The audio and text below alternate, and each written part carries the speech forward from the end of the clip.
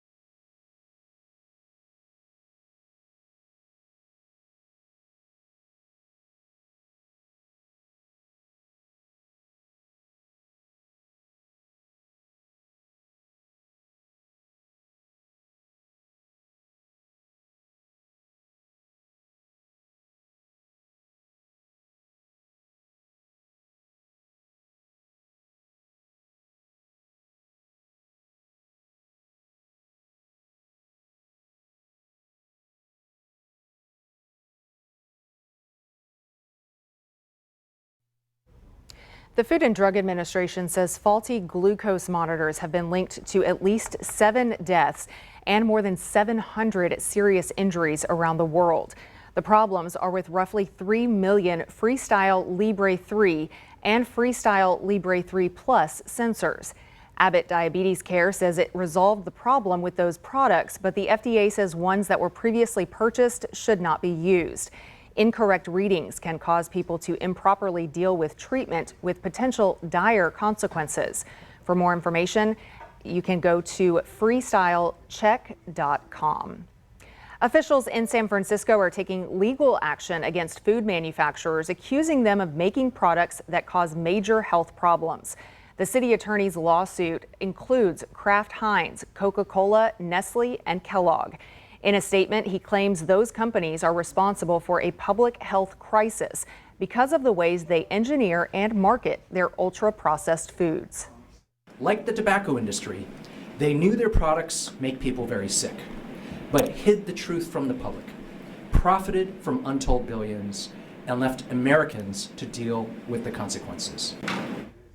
City officials say a majority of the nation's food supply consists of ultra-processed items like candy, chips, cereals, and sodas. Scientists at UT Dallas have created a handheld breath test that can spot early signs of lung cancer. The device looks for 8 biomarkers in a patient's breath, and in early testing correctly identified about 90% of confirmed cancer cases from UT Southwestern patients. Right now, only about a quarter of lung cancer cases in Texas are caught early when treatment works best. With this new test, patients simply breathe into a bag connected to the sensor, and researchers hope it could help people who are not getting recommended CT scans. The device now moves into clinical trials. The U.S. may be heading toward another severe flu season driven by lagging vaccinations and a new strain of the virus that's causing early surges in places like the United Kingdom, Canada, and Japan. In today's Health Minute, Mandy Gaither talks to an infectious disease expert about how this strain is different.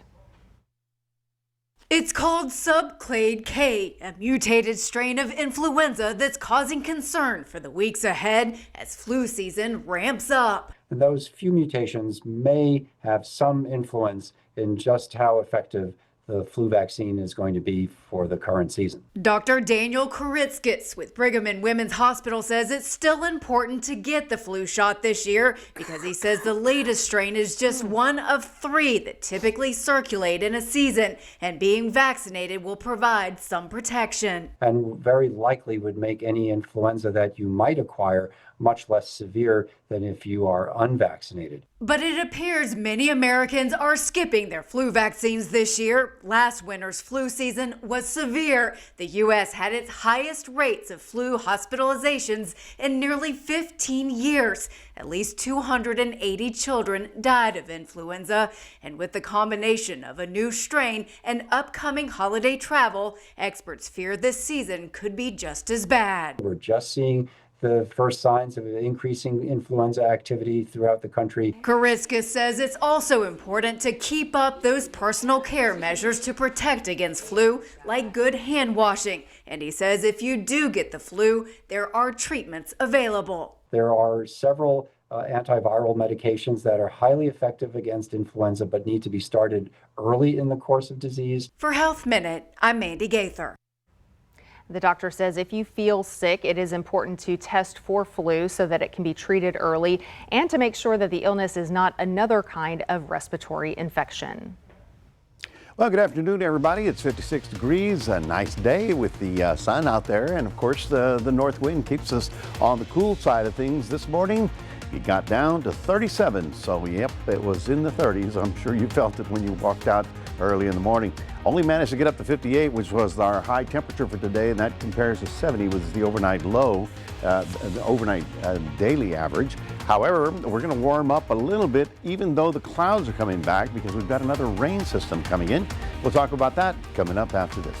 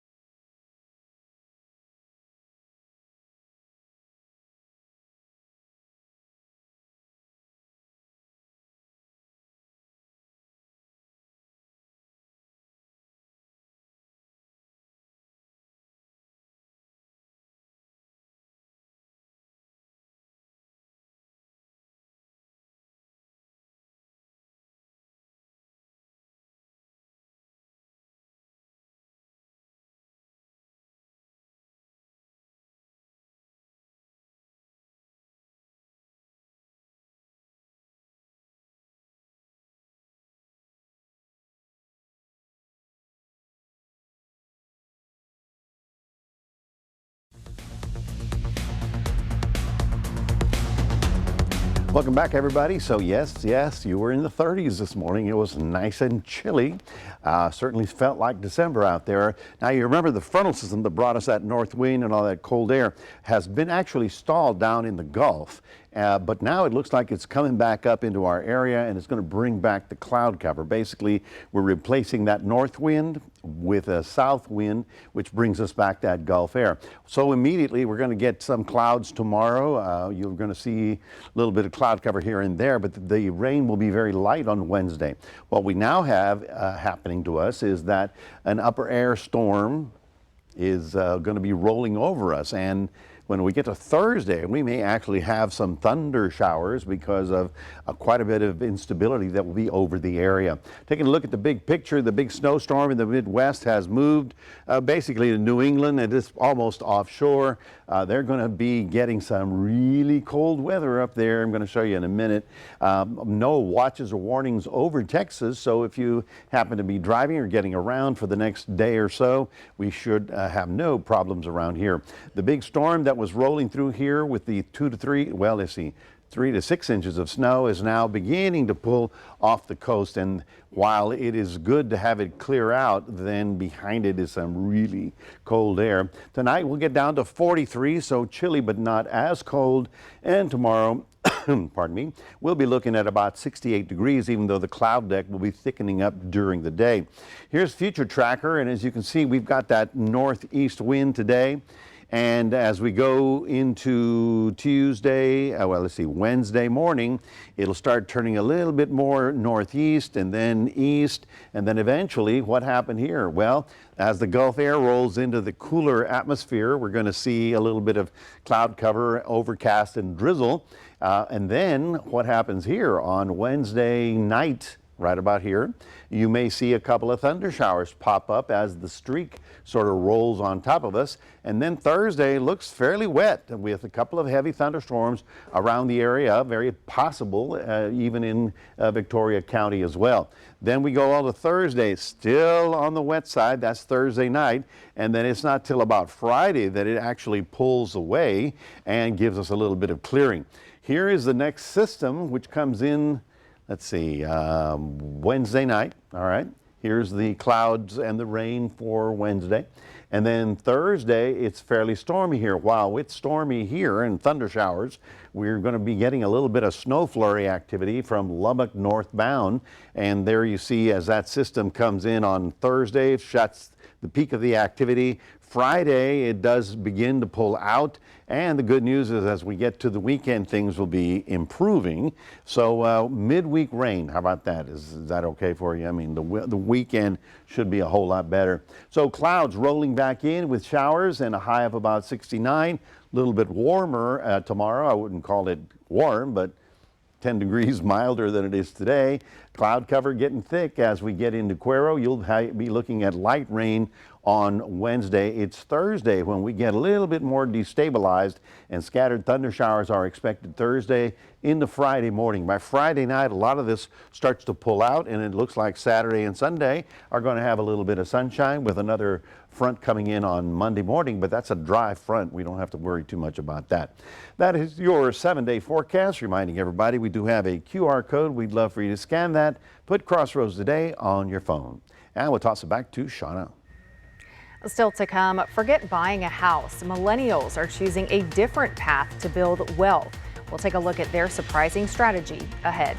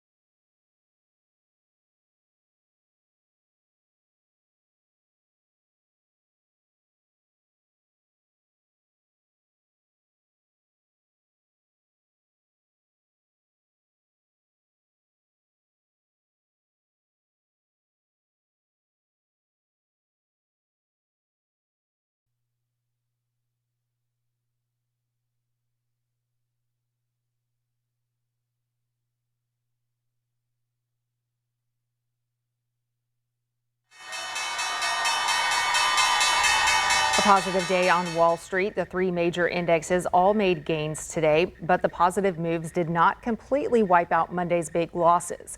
Analysts say Boeing and Nvidia helped lead the uptick, and oil prices are down slightly.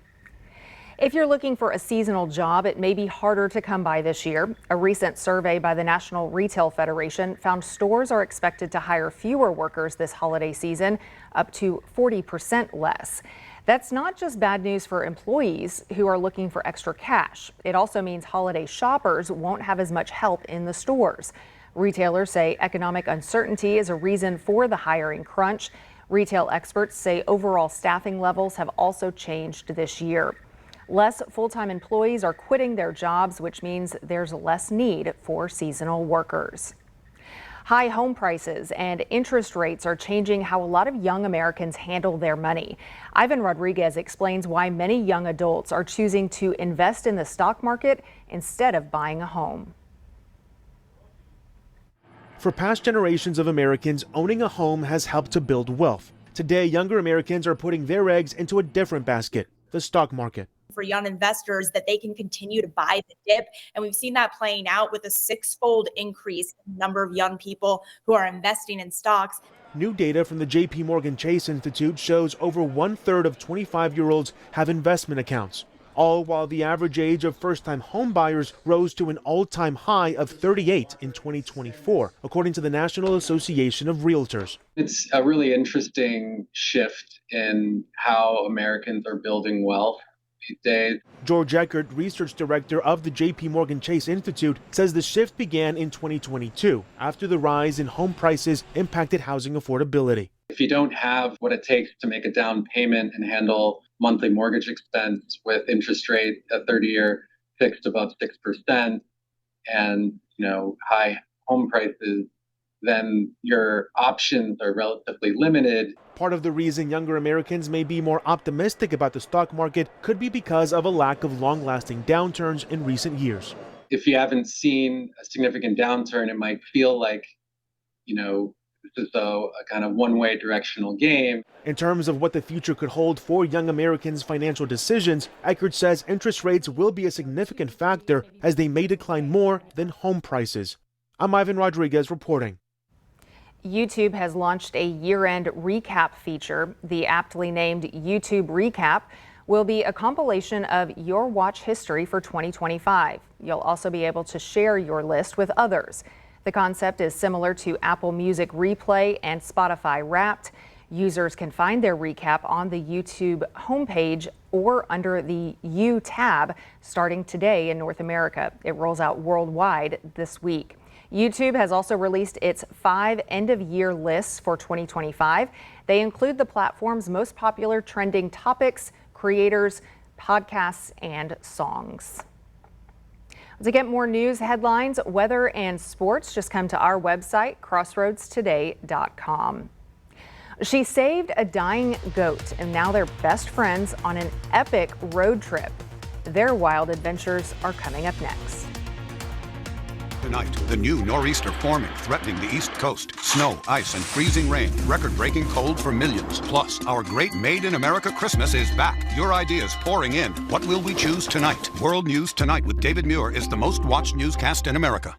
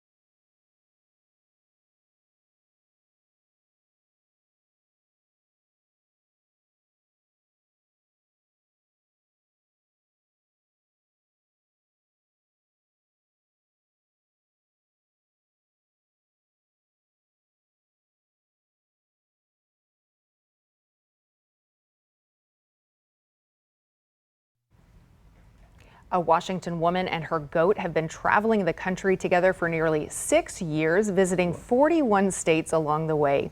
Kate Cloud rescued Little Leaf, that's the name of the goat, a malnourished goat with just a 10% chance of survival. And the pair have been inseparable ever since. They have sailed on a 200-year-old ship, hiked Colorado's Red Rocks, even floated in a hot air balloon, and handed out more than 800 wool blankets to Hurricane Ian victims in Florida. Up next, 7 more states and a dream to start a rescue for goats, miniature horses, and donkeys. And maybe they'll take all of them along with them on their next adventure. That's going to be a big truck or a big station wagon, but you know, that's a very well-mannered goat. It is. You'd think it'd be, you know, rambunctious all over the place, but it's sitting out there looking. It's very appreciative and thankful of its happy to be around. Saved. Yes, it is. Well, tomorrow we start off okay, but we are going to get quite a bit of cloud cover, and so we'll get some light rain rolling in. But it's the big event was on Thursday when that front comes through. We may actually have a couple thunder showers by then. We'll certainly be watching it for you right here. All right, we'll take it over the huge snowstorms that some places are seeing right now. We don't have to dig, that's for sure. We'll see you back here at 6.